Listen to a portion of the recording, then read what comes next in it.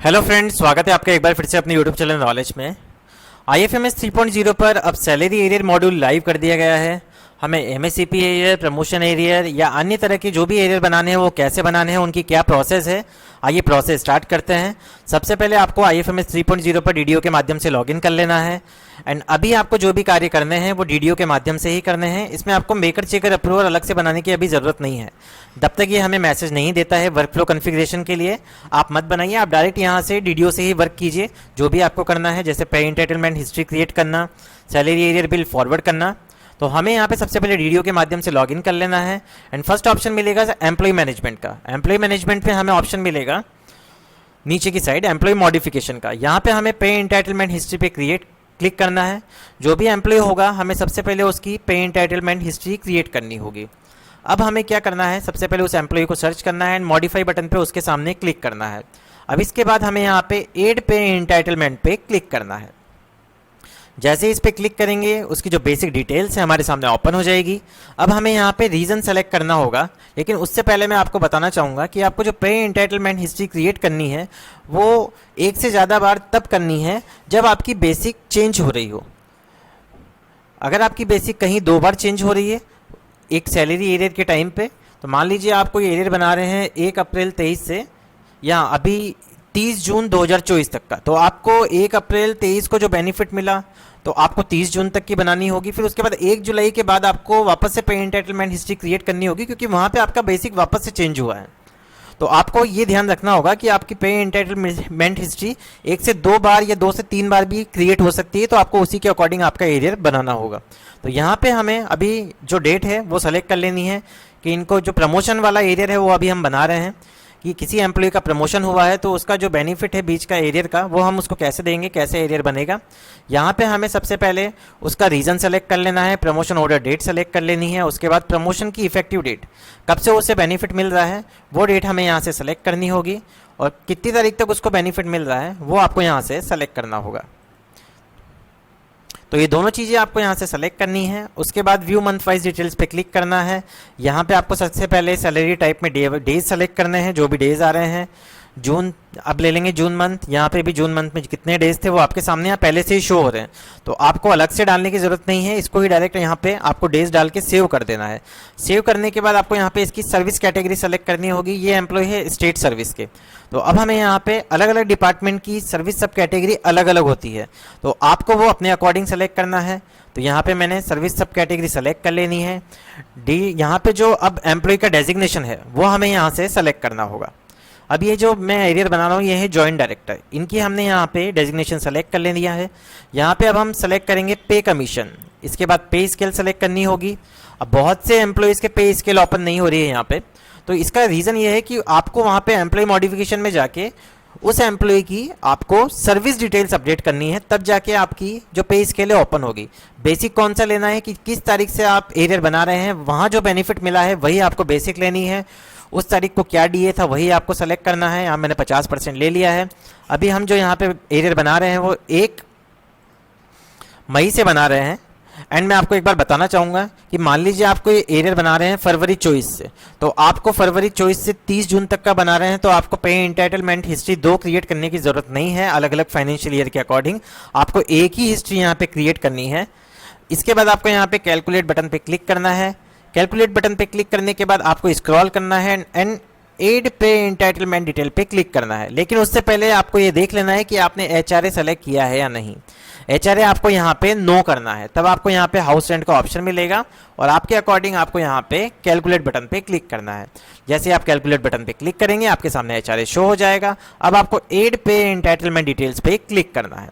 जैसे इस पर क्लिक करेंगे आपको यहाँ पे आपकी जो भी ऑर्डर है कॉपी है वो यहाँ पे अटैच कर देनी है। ब्राउज फाइल पे क्लिक करना है।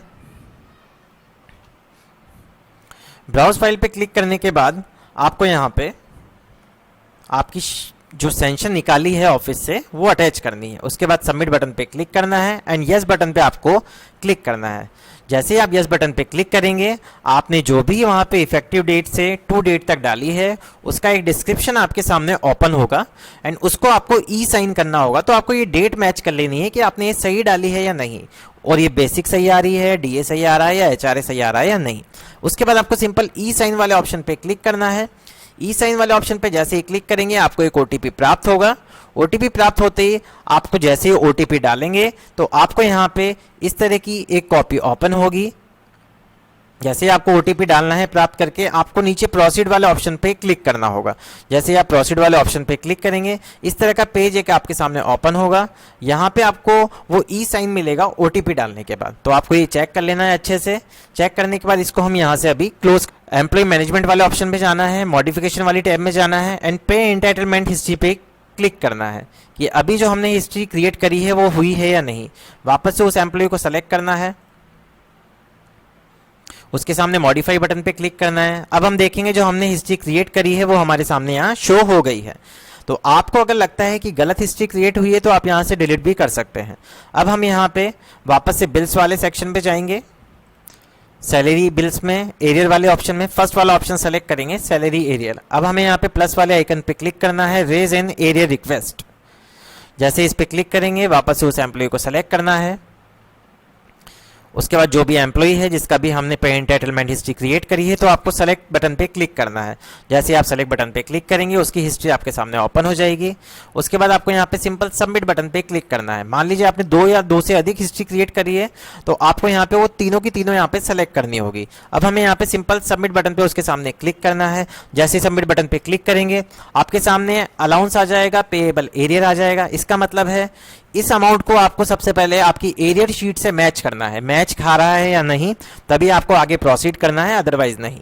अगर किसी तरह की डिडक्शन ऐड करनी है, मेरे केस में किसी तरह की डिडक्शन नहीं है, बट अगर आपको ऐड करनी है तो यहाँ पे ऐड डिडक्शन का ऑप्शन दिया हुआ है, इस पर क्लिक करें। GPF, income tax, SI, bonus सारी तरह की यहाँ पे आपको डिडक्शन मिलेगी। इस पर जैसे ही क्लिक करेंगे इनकम टैक्स वाले ऑप्शन पे तो आपको सबमिट का ऑप्शन मिलेगा। अब आपको क्या करना है, मान लीजिए आपको इनकम टैक्स काटना है तो यहाँ पे जो इनकम टैक्स है जो आप काटना चाह रहे हैं वो आपको यहाँ मेंशन करना होगा, कितना अधिक काटना चाह रहे हैं या ऑटोमेटिक आ जाएगा जो कटा हुआ है। उसके बाद एरियर का अमाउंट ऑटोमेटिक यहाँ पे शो हो जाएगा। बट अभी मेरे केस में यहाँ पे किसी भी तरह का हमें डिडक्शन ऐड नहीं करनी है तो हम यहाँ पे सिंपल नीचे जाके डॉक्यूमेंट अटैच करेंगे जो भी सेंशन है। यहाँ पे आपको जो डिस्क्रिप्शन दिया हुआ है जो भी आपकी एरियर शीट है उसके अकॉर्डिंग ही ये क्रिएट हुई है, तो आपको यहाँ से इसको डाउनलोड भी कर लेना है अगर आप इसको चेक करना चाहते हैं तो। अभी हम यहाँ पे वापस से फाइल अटैच कर देंगे, ब्राउज फाइल पे क्लिक करेंगे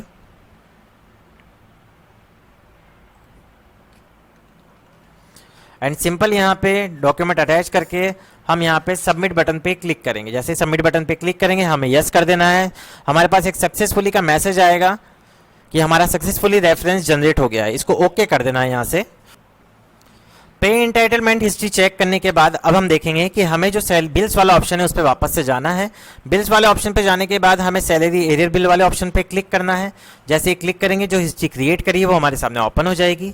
यहाँ पे हमें लास्ट में 3 तरह के ऑप्शन मिलेंगे, view report, generate bill and delete का ऑप्शन। अगर आपको लगता है बिल डिलीट करना है आपको तो यहाँ से अभी भी कर सकते हैं।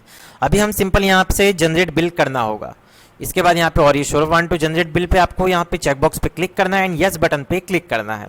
जैसे यस बटन पे क्लिक करेंगे आपका जो प्रोसेस है यहाँ से सक्सेसफुली हो जाएगी। अब आपको सिंपल यहाँ से वापस से सैलरी एरियर बिल वाले ऑप्शन में जाना है and second option salary arrear bill select करना है। इसके बाद फाइनेंशियल ईयर सेलेक्ट करेंगे, मंथ सेलेक्ट करेंगे, उसके बाद सर्च बटन पे क्लिक करेंगे तो आपका बिल आपको यहाँ पे शो हो जाएगा।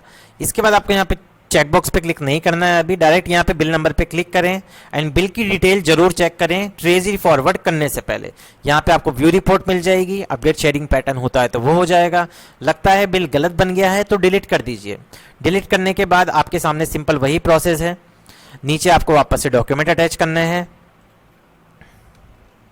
यहाँ पे डिस्क्रिप्शन लिखना है, ब्राउज फाइल पे क्लिक करना है। अब इस ब्राउज फाइल में आपको सारे जो डॉक्यूमेंट्स है वो यहाँ पे एक साथ सारे के सारे एक फाइल बना के अटैच कर देने हैं। उसके बाद आपको यहाँ पे प्रोसेस का बटन मिल जाएगा। प्रोसेस का बटन मिलने के बाद इस पर क्लिक करें, ओटीपी आ जाएगा, रीजन सेलेक्ट करिए, यस करिए। यहाँ पे ओटीपी जाएगा, डीडीओ के पास इंसर्ट कीजिए। सक्सेसफुली आपका बिल यहाँ पे ओटीपी डालते ही ट्रेजरी फॉरवर्ड हो जाएगा। तो ये थी पूरी प्रोसेस कि आपको सैलरी एरियर बिल कैसे बनाने हैं। अगर आपको किसी प्रकार की कोई दिक्कत आ रही है आप तो कमेंट बॉक्स में बता सकते हैं। अगर आपको वीडियो पसंद आया हो तो प्लीज़ चैनल को सबसे पहले सब्सक्राइब कीजिए, वीडियो को लाइक और शेयर करना ना भूलें। Thank you so much.